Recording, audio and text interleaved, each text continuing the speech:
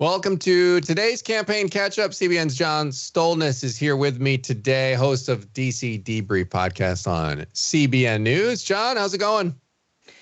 Going good, Dan. We're getting close to the home stretch, aren't we?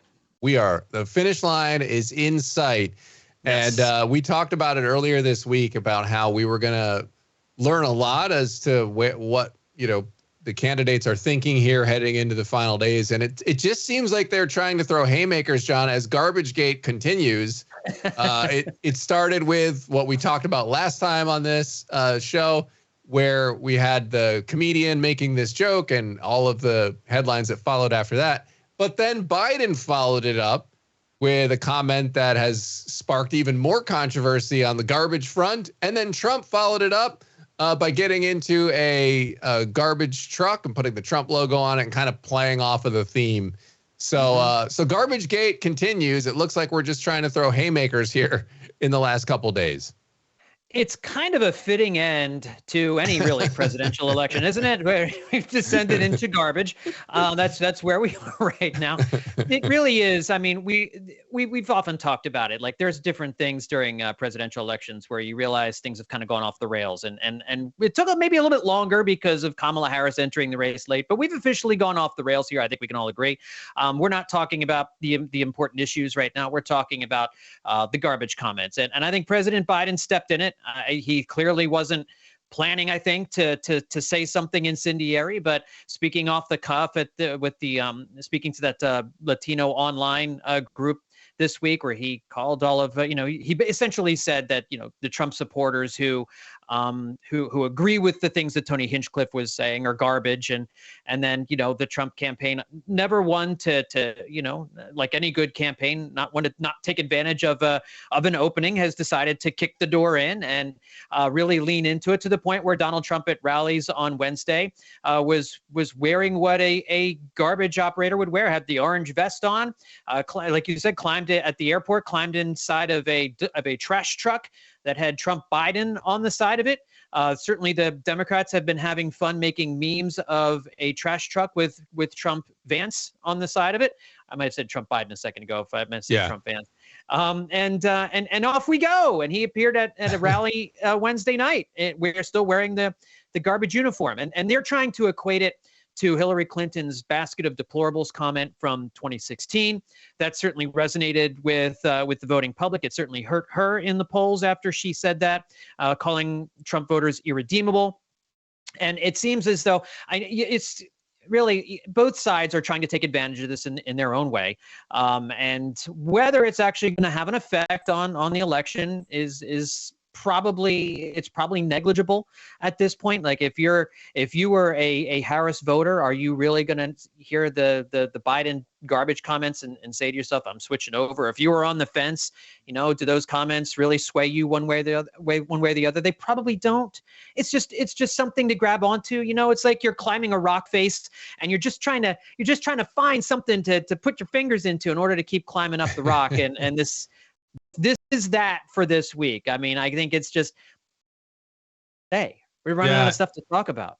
Yeah, and I think, and maybe at this point, like these sorts of things, it's not necessarily that you're going to switch from one side or not to the other, but we often talk about turnout. David talks about it a lot in that it's just turnout. You got to turn out your base. And if somebody says, that's it, all right, I'm going, whatever, you never know what is going to be the straw that broke the camel's back that are going to get people off the couch. And so, like you said, they're trying everything right now at this point. One thing we do know, John, is we're getting some numbers on the mail-in and early in-person votes cast so far nationally from the different states. And this is super interesting because, as we've talked about, at first in 2020, Trump was really telling people, hey, don't do it. Don't do the in-person voting. It's not trustworthy. But this time around, Republicans saw that, well, that really hurt them in the last election, and they got crushed in the early voting. And so this has been a different effort for the Republicans this time. And we're starting to see the numbers come in, and it's pretty interesting, John. I don't know which ones stand out to you, but we were looking at it, and again, I'll have to look up the what it was in 2020, but the numbers seem to be a little more modest of an advantage for Democrats so far in the swing states. as far as early voting goes. Yeah, let's look at some of these states here. Pennsylvania, I think, is the state that everybody is really focusing the most attention on. And so far, that's playing out. 58% of early voting is going towards the Democrats, 32% Republicans. And then you start to look around Michigan, it's 47-42. Democrats, Republicans. Wisconsin, I think we're still trying to figure out exactly what's going on in Wisconsin. Other party registration leads at 41% with Democrats 35 and Republicans 24. But I think that has to do with who you voted for in the primaries. If you're a third party candidate voter in the primaries, you're labeled that. And there are, I think, a lot of folks in Wisconsin who you can register as independent. So I think there's a lot of that voting going on right now as well. Looking over like in some of the Sunbelt states, Nevada, Republicans 39 to Democrats 35. Other 26%. How much of that other is Democrats and Republicans voting for Harris or voting for Trump? Not really sure. Arizona, 42 Republicans, 34 Democrats, 24% other. So you have in some of these states, these others are making a significant portion, and there's no real way to know exactly which way they're going at this point. Yeah. And Georgia too, John. I just want to throw that one in there because Georgia was a big win for Democrats in 2020 that had been flipped. And this time that one is 48-45 Republicans. And so an interesting one there. North Carolina as well, very, very neck and neck, 34-33. North Carolina is split three ways. Like it's 1/3 the whole is. way, you know? Yeah, 1/3, 1/3, 1/3. So. Yeah. So what do you make of the gender gap? You mentioned it here as we were talking, and a lot of people, I mean, we know that typically men are going to go towards, Trump. He's going to do better in men. Harris going to do a little bit better with women.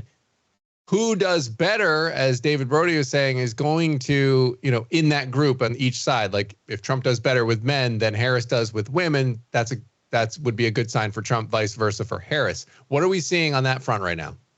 Yeah. So if women and men voted in equal measure, then whoever does better with that different group is winning the election. But we all know that more women vote than men typically in presidential elections. So Harris doesn't need to do quite as well with those numbers don't need to match up. Like if Trump wins men by 8% and Hillary, and if Kamala wins women by 9%, like maybe that's enough. I don't know where the numbers line up.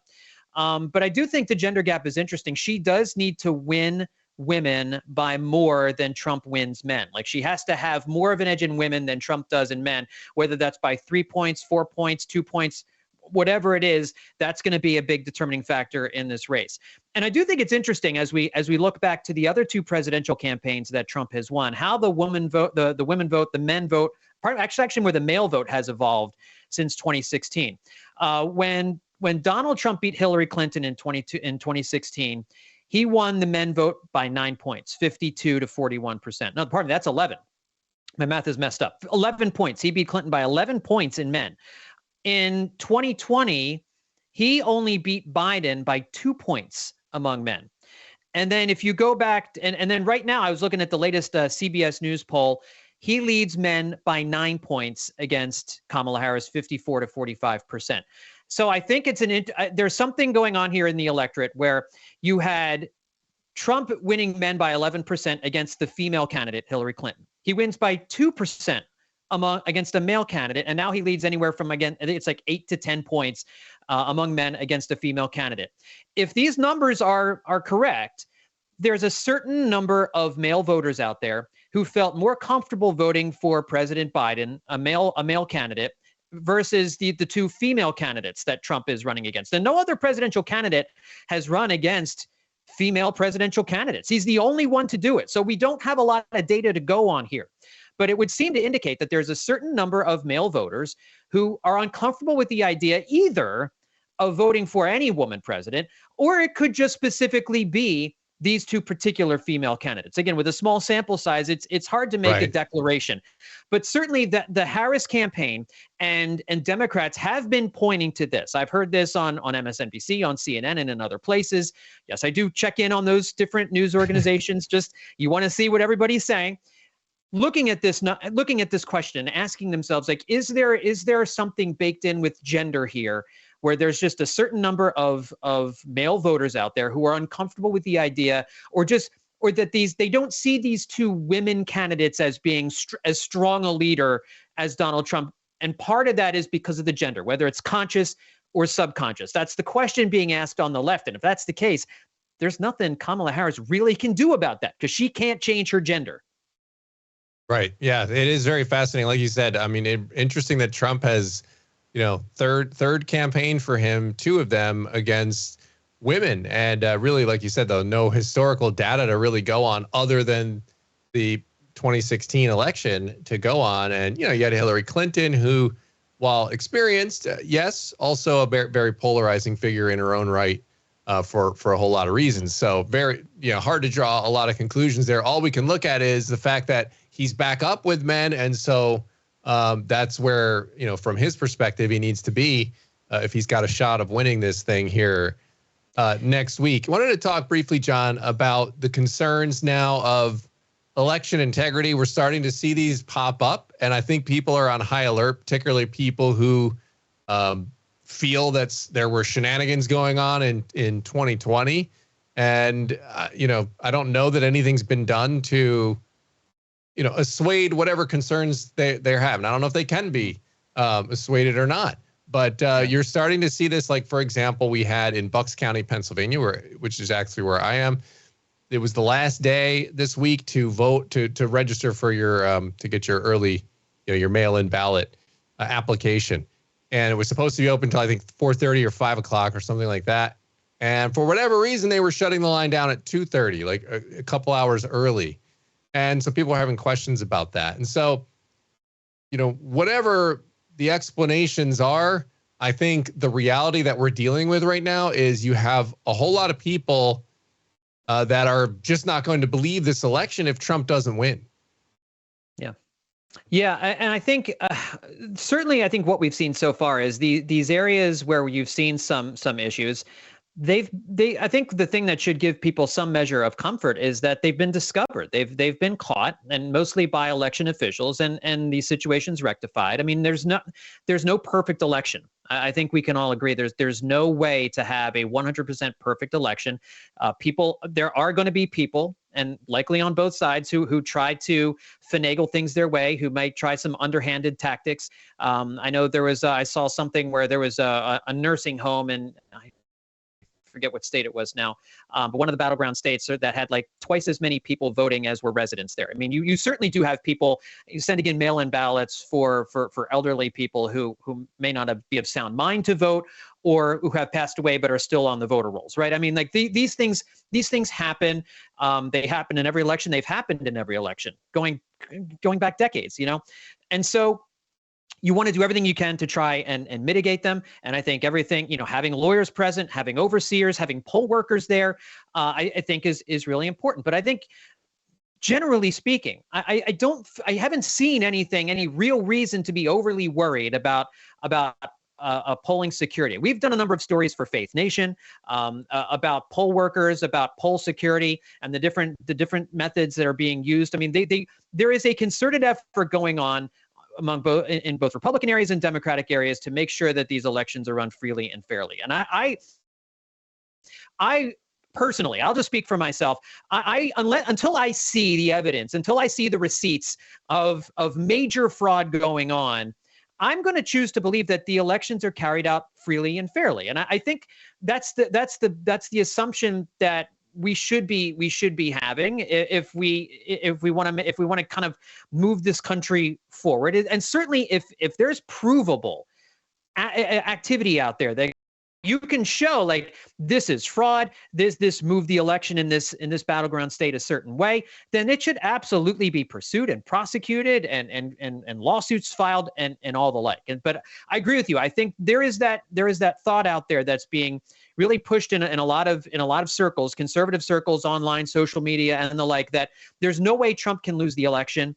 And to be perfectly honest, if you look at all of the polling from conservative pollsters, Democratic pollsters, down the middle pollsters, that to the extent that they're out there, it's a close race. It's a coin toss. It's a toss up. I mean, just talking to people across America, you can see that the wide variety of opinions on this race. So, I agree with you, Dan. I think it's a real concern. I think people are worked up. Certainly, there's a lot of anxiety about this election and how it's going to turn out. And so, that's why I would hope that we are looking, if we're going to make accusations, that we have the receipts, like there's real proof there in order to move forward on them. Yeah, and you would hope that officials would do all that they can do to, make people feel and understand that, hey, this is on the up and up, because, given that sentiment that's out there now, if you do anything that looks shady, like if you don't allow a poll watcher in, and you only let one side in, like regardless of what you're doing, no one's going to believe you. They're just not going to believe you that it was on the up and up unless we do this. And I think, this is just, my own soapbox, but I think the early voting thing has gotten out of control. Like I think we have absentee ballots for a reason. If you have to work or you can't be there on that day, or for whatever reason, you can vote absentee and voter ID. Like I just think those are two things that we could do. Get people there, the overwhelming majority of them on election day, vote absentee if you can't be there, and then have your ID. I mean, it's just, we have to have our ID for so many other things. You can't get on a plane without your ID. There's a whole litany of things you can't do. It seems like, why not just show it for voting as well? So those are my two soapbox issues on this that I think would help matters at least, and try to get us going back in the right direction, because there's a lot of people who just look at this and they're not confident in it at all. We gotta work towards restoring that confidence in whatever way we can. All right, John, we've got just a couple days here. I think we're gonna have one more of these before Election Day, before it actually goes down. And then we will be, by the way, we'll be there all night on CBN News, the YouTube channel, and on the CBN News Channel. We're going to be live. Faith Nation team will be live as well, just with kind of continuing coverage as the results come in. But what can we expect to see other than some more barnstorming in the battleground states here in the next couple of days, John? Yeah, I mean, I think we're running a pretty late in the game for any October surprise, because we're going to be in November starting on Friday. So I don't think there'll be a November surprise. I mean, there's, at this stage in the game, both candidates have made their closing arguments. This really is now just to turn out the vote. I mean, I don't think I think we're past the changing mind stage. It's about getting to these battlegrounds, talking to your people, getting them fired up, and getting them out to vote, encouraging their friends to get out and vote. To the extent that maybe a person really is a last minute decider, you get yourself in these states, you get yourself on the news, you get yourself in front of people. And at this point, the chips are going to fall where they may. I don't know that there's a whole lot else these candidates, there's not a lot more convincing that needs to be done. We've been doing this for a year and a half now. This election's been going on for a long time. The die, the die is not cast. Certainly something could happen over these next few days that could change things. But if everything kind of stays relatively quiet and we're just out there campaigning, I think it's just a matter of getting folks to turn out on Tuesday. All right, CBN's John Stolnis, appreciate it as always, and we will do it again next week. Sounds good.